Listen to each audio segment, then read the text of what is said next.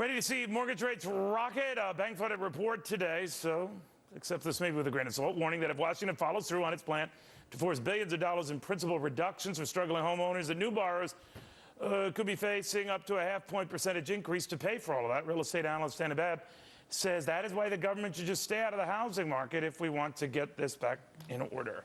Now, I should stress, Dani, that is coming from a bank-supported survey. That wouldn't be that surprising for that reaction, but you think there's some truth in it regardless. I do. First of all, if the government is going to force their regulation and their rules on the bank with regard to how and whom gets these mortgage write-downs, and we're not talking just first mortgages. If you get a first, the second mortgage holder is required to write it down as well. If the banks are going to be required to do this by some sort of regulation, someone has to pay for it. That's going to happen either in origination fees, bank fees, or in interest rates. One of those three things has to happen for the bank to still make its money on the loan. Well, half a point?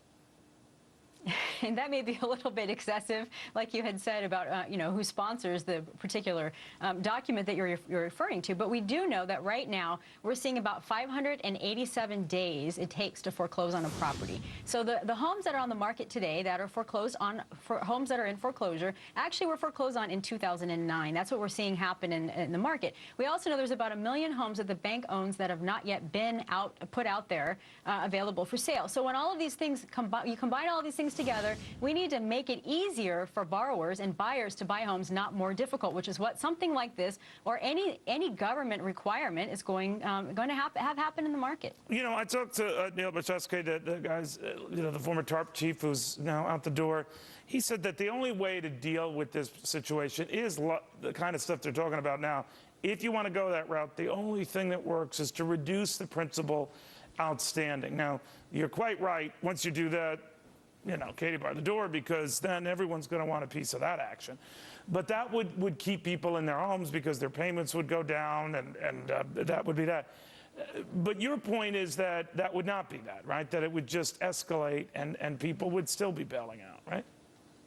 Yeah, we see more strategic short sales and strategic defaults in the market than ever before. People who are making a conscious decision not to pay their mortgage, knowing that they had 2 years before the bank's really going to take it very seriously, and then try to get a modification as a result. What is going to happen, Neil, in 2 years when we have another drop in prices? Are we going to go back through and modify everyone's mortgages again? It doesn't make long-term sense for recovery.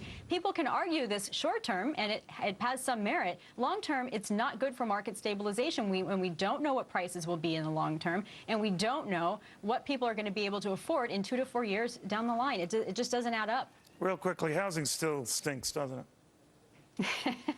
I'm sorry to say, but yeah, it does.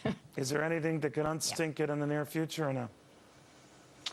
The government's staying out of private sector business. Right now, we know that about 28% of homes buyers are paying cash for. So the credit markets are still frozen. So finding ways to get money to small businesses is going to be helpful. Dani, thanks. Very good having you. Dani Babb. Sure.